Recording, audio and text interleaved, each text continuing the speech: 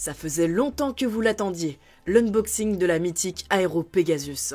Yo les bladers, c'est Ryuk. Aujourd'hui on se retrouve dans cette vidéo pour déballer une toupie super rare, super édition limitée. En Asie, il existe une application sur laquelle vous pouvez scanner les QR codes des toupies, faire des challenges à base de lancers, à base de simulation de combat, et tout ça vous permet de gagner des points que vous pourrez dépenser dans une loterie. Les modèles de toupies à gagner changent à plusieurs reprises au cours de l'année, et en ce moment la toupie principale c'est la Aero Pegasus, et son taux d'apparition est de 0, quelque chose, enfin bref, elle est super chaude à obtenir, et son prix de revente s'en fait sentir. Cette loterie est exclusive à l'Asie, donc si vous gagnez des lots, pour les récupérer, il faudra passer par des sites intermédiaires. Perso, pour mon application japonaise, j'ai utilisé le site Zen Market, mais si vous êtes enregistré sur d'autres pays, ça peut être plus compliqué. Je sais que par exemple, The Portal Zero fait le relais pour la région de Taïwan, mais à titre d'exemple, j'attends ma Cobalt Drake depuis juillet l'année dernière. Donc, à vos risques et périls. Si vous souhaitez plus de détails concernant les modalités et qu'est-ce qu'il faut faire pour récupérer ces fameux lots de loterie, je vous renvoie vers la vidéo de Lauriane qui a tout expliqué en détail. Mais revenons quand même à notre très chère toupie, la Aero Pegasus. Comme beaucoup d'éditions limitées, cette toupie est livrée dans une boîte cartonnée toute fine. C'est le genre de lot que Takara envoie par la poste, donc afin de réduire les coûts sur les frais de port, ils font au plus minimaliste possible. Avant de passer en review la toupie, j'aimerais avant tout vous parler de sa bladeuse.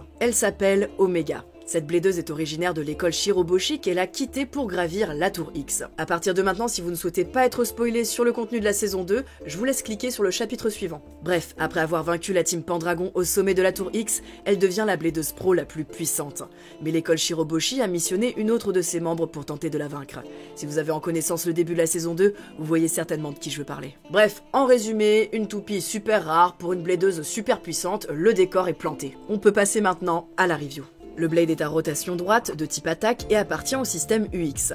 L'avatar du Pégase est un clin d'œil à la Pegasus de Beyblade Metal. Dans Beyblade X, on a d'un côté le Crossover Project, qui sont littéralement des rééditions d'anciennes toupies adaptées au système Beyblade X, et de l'autre, on a plus subtilement des toupies de la gamme classique, mais qui sont inspirées de créatures iconiques dans l'histoire de Beyblade. On a déjà eu pas mal de références à Bakuten Shoot Beyblade, et cette Aero Pegasus est la première référence à Beyblade Metal. On retrouve au centre le Pégase avec l'hexagone qui rappelle le boulon, et la forme me rappellera celle de la Pre-Hybrid Wheel, avec les ailes un peu arrondies plutôt comme celle de Storm.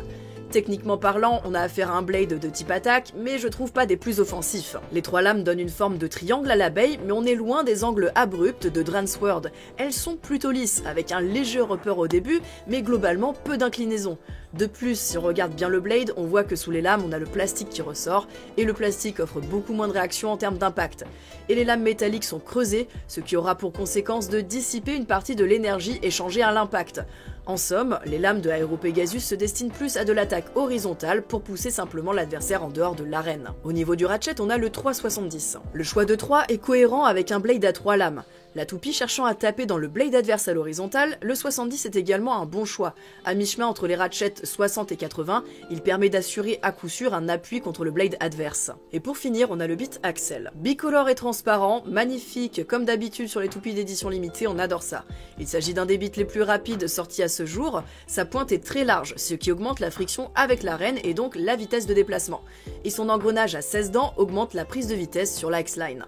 En contrepartie, c'est malheureusement un bit qui est très peu endurant. En résumé, c'est une toupie absolument magnifique que je suis très contente d'avoir gagnée car je n'avais clairement pas 300 boules à mettre dans une toupie. Cette toupie est tellement rare et pour le moment unique dans ma collection, j'ai donc fait le choix de ne pas la jouer. Elle sera sûrement rééditée plus tard de façon beaucoup plus accessible comme c'est le cas avec la Cobalt Drake qui a déjà une première recolor. Donc je fais le choix de la sagesse et de la patience. Si jamais vous souhaitez quand même voir des tests de cette toupie, je vous renvoie vers des vidéos comme celle de Blader Crow qui a testé ses capacités offensives sur des bits d'attaque et d'équilibre. Les Beyblade X l'ont testé contre les UX et Damio GT a testé la Bey face à des combos un peu plus variés. De ce que j'ai pu voir des tests, c'est une toupie, enfin surtout le Blade, qui n'attaque pas forcément très fort mais qui dure sur le long terme. C'est un peu une Wizard Rod qu'on aurait transformée en type attaque. Du coup en termes de perf, je la trouve pas extraordinaire, mais il semblerait qu'elle ait un bon win rate face à un panel large de toupies, ce qui en fait donc une toupie polyvalente, ce qui lui vaut son utilisation en ce moment dans la méta. En tout cas, j'espère que cette review vous aura plu. Abonnez-vous, qui sait, peut-être un jour j'en aurai une deuxième que je pourrai jouer du coup. Sur ce, c'était Ryuk et je vous dis à la prochaine.